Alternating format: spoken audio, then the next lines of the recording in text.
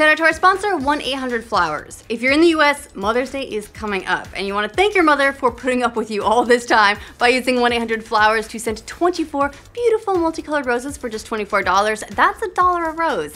To get the offer by this Friday, visit 1-800-Flowers.com/no. Welcome to The Know, I'm Ashley Jenkins. Elite Dangerous players have found yet another mysterious presence in the massively multiplayer space game, and it's not Gus, even though he has recently started playing it. Recently, players discovered a massive ship in the game that's drifting in space with nobody alive on board. Eurogamer says that the ship possibly dates back to a long-running mystery in the game that started back in 2014. That's when the canonical novel Elite Reclamation was released, and it featured an elderly woman named Rebecca who talked about something being lost in the Formidine Rift area of the game. Not much else was really known about the missing thing, except that it was extremely dangerous. And after years of searching, players think they found what she was talking about, an abandoned megaship with everyone dead on board. And the ship apparently has audio files that give further clues about what happened to its crew. Some gamers think it's part of a larger storyline that might also involve the giant alien which players discovered a few months ago in the game. At any rate, it's another cool chapter in a game that's turned into quite the mystery for its players. We got some more details about the upcoming Call of Duty World War II game. Actually, we already knew most of them thanks to leaks, but Activision was nice enough to confirm them in a live stream today. In the presentation, Activision confirmed that the game will release on November 3rd, which we knew, for Xbox One, PlayStation 4, and PC, which we knew. Those who pre-order the game will get access to a private beta that will be available first on PS4, which we also knew. And the game's single-player campaign will follow a US Army private as he and other soldiers storm the beach at Normandy and fight through Europe during the period of 1944 to 1945, which we also mostly knew. The game is being developed by Sledgehammer Games, whose heads also talked about the incredible amount of research and detail that went into the game. Its theme will center around the bonds the soldiers develop while going through hellacious battles. There will also be a multiplayer mode, of course, plus a headquarters area where players can hang out. Oh, and there is that co-op mode that will feature a completely different story involving you and a friend battling Nazi zombies. That's about the newest thing that we learned. Sledgehammer did say they'll reveal even more at E3, probably a lot of multiplayer details then. Now, if you don't remember Night Trap, you're not alone.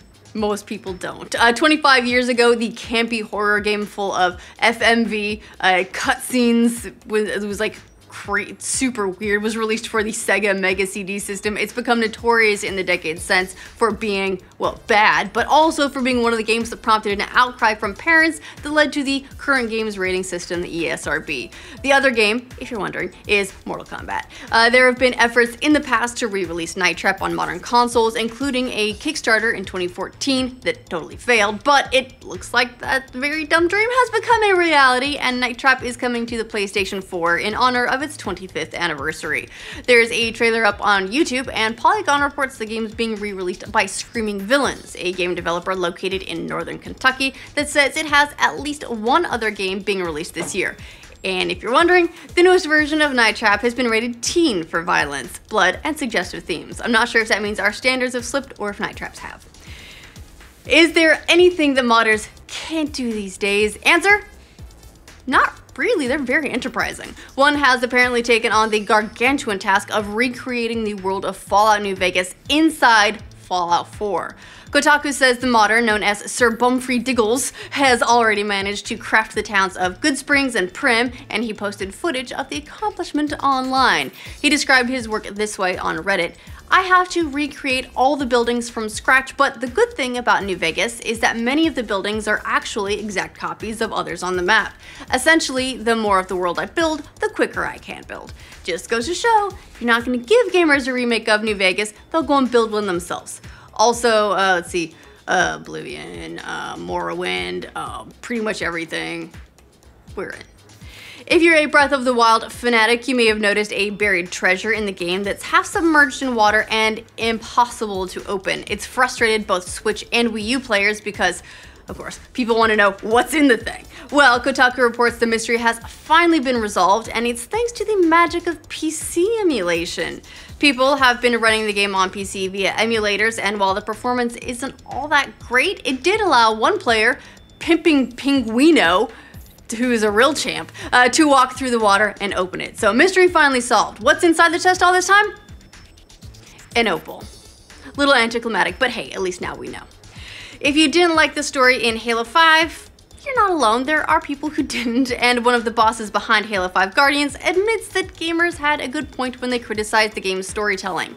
You might remember that the game was a little bit different from other installments, particularly because you didn't always play as Master Chief. On occasion, the game also has you play as the Spartan Locke, who is hunting Chief down. That didn't sit too well with some fans, and Halo franchise manager Frank O'Connor said they will double down on the Chief in future games. NeoGAF posted an interview that O'Connor did with Games TM in which he said, "We took some digs for storytelling in Halo 5, but they were absolutely merited." He added that the developers underestimated how much players had become attached to Master Chief, and said that fans can expect the next Halo games to shift the focus a little bit to making the world a little bit more realistic and compelling, and I would say more fun for players who get to inhabit the Chief in the future, pretty much as they demanded. No word yet on when Halo 6 might be coming out, but O'Connor said that a sequel is in the works. Not that anyone is terribly surprised.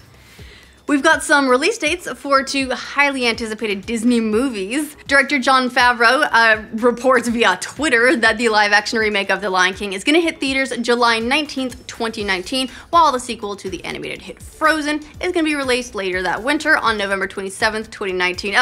Frozen, winter, I get it. Good one, Disney.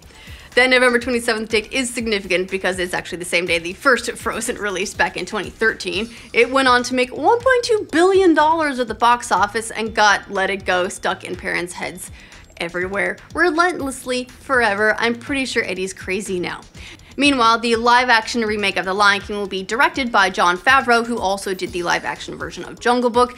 You might also remember him from making the first two Iron Man movies, so he's done a couple things you may have heard of. The Lion King will feature Donald Glover as the voice of Simba, while James Earl Jones is back to voice Mufasa.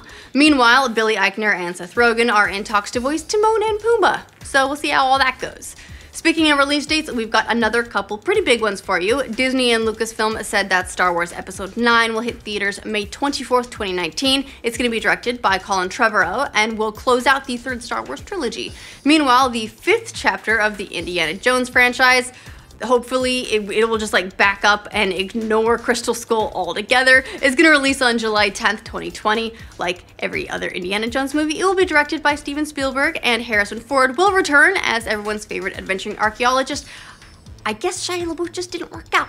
And finally, some sad news out of Hollywood. Variety reports that Jonathan Demme, who directed hits like Silence of the Lambs and Philadelphia, has died of cancer complications. Demme was probably best known for the 1991 thriller Silence of the Lambs, which introduced movie audiences to Hannibal Lecter. The movie was only the third film in history to win Oscars for Best Picture, Best Director, Best Actor, Best Actress, and Best Adapted Screenplay.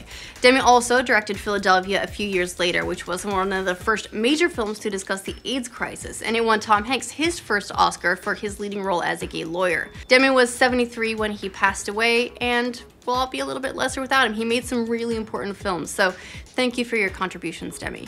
Why don't you leave your favorite line from Silence of the Lambs in the comments? I'm sure people who come along and see the comments without context won't be weirded out at all by those, and we'll see you next time. Thanks to 1-800-Flowers for sponsoring this update. Mother's Day is going to be here sooner than you think if you're here in the US. It can be a little bit easy to forget that it's coming, but it does mean a lot to your mom if you get her a thoughtful gift. Flowers are a classic, they smell really nice, and they're easy for you to send without breaking the bank or without getting super stressed out over what's gonna be a hit, because flowers, they're always a hit. 1-800-Flowers picks the flowers at their peak from their premier farms and ships overnight to ensure freshness, and they're original designed, hand-arranged, and hand-delivered. To have 24 multicolored roses shipped to your mom overnight for just $24, visit 1-800-Flowers.com/no and get your Mother's Day all sorted out. Make sure you don't procrastinate though, since this promotion ends Friday. I'm a terrible procrastinator. I ended up ordering these for my mom because I saw them on the website. They're really pretty. Because they're different colors, they're all spring-like, and now I don't have to worry for once. I won't miss it.